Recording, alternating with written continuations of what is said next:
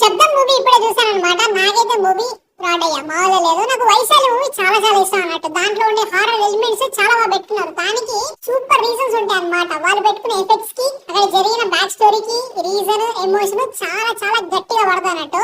శబ్దం is a fantastically predictably routine rotter rod movie. అంతకంటే ఇంకేం చెప్పలేను భయ్యా. నాకు ఈ సినిమాలో మెయిన్ ఎక్సైటింగ్ ఆస్పెక్ట్ ఏంటంటే సౌండ్ యూజ్ చేసుకుని వీళ్ళు హారర్ ఎఫెక్ట్స్ ఎలా పెడతారని చెప్పేసి అనుకున్నా. అదొకటి అనుకుంటే పారానార్మల్ ఇన్వెస్టిగేటర్స్ అనేది ఇప్పుడు కొత్త ట్రెండ్ నడుస్తుంది. ట్రెండ్ అని చెప్పలేని చాలా రోజులు నడుస్తుంది. బట్ ఇప్పుడు బాగా ఎక్కువ తెలుస్తుంది మనకి. వాళ్ళు ఆపరేట్ చేసే విధానాలు, వాళ్ళ ప్రొసీజర్స్ ని ఈ సినిమాలో ఎలా ఎక్స్ప్లోర్ చేస్తారని చెప్పేసి కొంచెం ఇంట్రెస్ట్ ఉండే నాకు. కొంచెం బాగా చూపించారు అనిపించింది ఆ ఆస్పెక్ట్. పారానార్మల్ ఇన్వెస్టిగేషన్ పార్ట్ అది పర్లేదు అనే ఫీలింగ్ వచ్చింది. మిగతాది అంతా కూడా చాలా రొటీన్ రొట్టగా నడుస్తా ఉంటది అనమాట. ప్రిడిక్టబుల్, ప్రతి సిచ్యువేషన్, ప్రతి సీన్ దీని తర్వాత ఇది జరగబోతుంది అని నువ్వు అనుకుంటావు. పొల్లు కూడా తప్పుకోకుండా జరిగిపోతాయి అనమాట. అంత ప్రిడిక్టబుల్ ఉంటది అనమాట స్టోరీ. సెకండ్ హాఫ్ లో జరిగే ఎమోషన్ సీన్స్ అన్ని కూడా మనకి ముని సినిమాలో, కాంచన సినిమాలో ఉండే ఎమోషన్స్ కి ఇక్కడ కూడా తక్కువ చేయరన్నట్టు. అంతే ఓవర్ ద టాప్ ఉంటే అంత బాగా కనెక్ట్ కావు, రియలిస్టిక్ అనిపించదు. అండ్ ఆల్సో సినిమా టోన్ కి దానికి ఎక్కడ కూడా మ్యాచ్ కావాలనే ఫీలింగ్ వచ్చిందన్నట్టు. కాలేజ్ లో స్టూడెంట్స్ సూసైడ్ చేసుకుని చనిపోతారు. దానికి రీజన్స్ ఏంటని చెప్పేసి హీరో ఇన్వెస్టిగేషన్ చేస్తుంటే ఇంటర్వెల్ లో ఒక పాయింట్ క్రియేట్ అవుతుంది అన్నట్టు. ఆ పాయింట్ పర్లేదు రా బాబు అని ఫీలింగ్ వచ్చింది. ఇంటర్వెల్ అయిపోయిన తర్వాత సెకండ్ హాఫ్ స్టార్టింగ్ అయిన తర్వాత సడన్ గా ఆ పాయింట్ మర్చిపోయినట్టే కట్ చేసేసి ఓకే ఇక్కడ నుంచి స్టోరీ ముంగడికి తీసుకెళ్ళిపోదాం అనే ఫీలింగ్ క్రియేట్ చేసిన.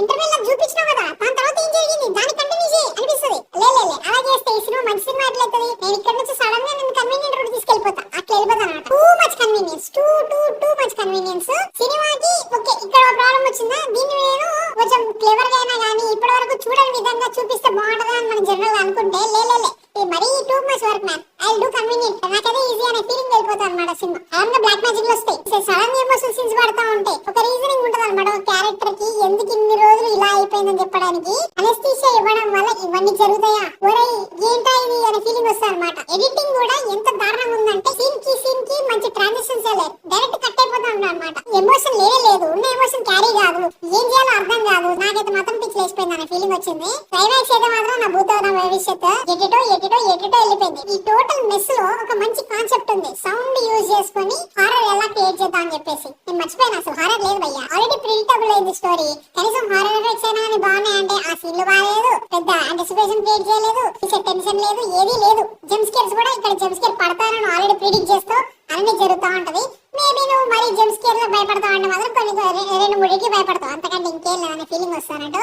అండ్ డైలాగ్ అయ్యా నిజంగా అసలు ఇది ఇంత పెద్ద మెస్ అనుకుంటే డైలాగ్స్ ఉంటాయి, ముఖ్యంగా డబ్బింగ్ ఎవరు చేస్తారు కానీ తెలుగులో దారుణాది దారుణం. అసలు ఏంట్రా బాబు అని ఫీలింగ్ వస్తుంది. విలన్ తెలిసిపోతుంది ఈ సిచ్యువేషన్ చెప్పేసి క్లైమాక్స్ లో ఉంటుంది. అక్కడ విలన్ చేసే డైలాగ్స్ ఉంటాయి, హే ఈ కమర్షియల్ సినిమాలో కూడా ఇంత దారుణంగా ఎవరు మాట్లాడరా అనే ఫీలింగ్ వస్తుంది అనమాట. నాకు అక్కడ పోయిన cinema I wanted to love it because Vaishal is really good. నాకైతే మాత్రం నచ్చలేదు ఇది.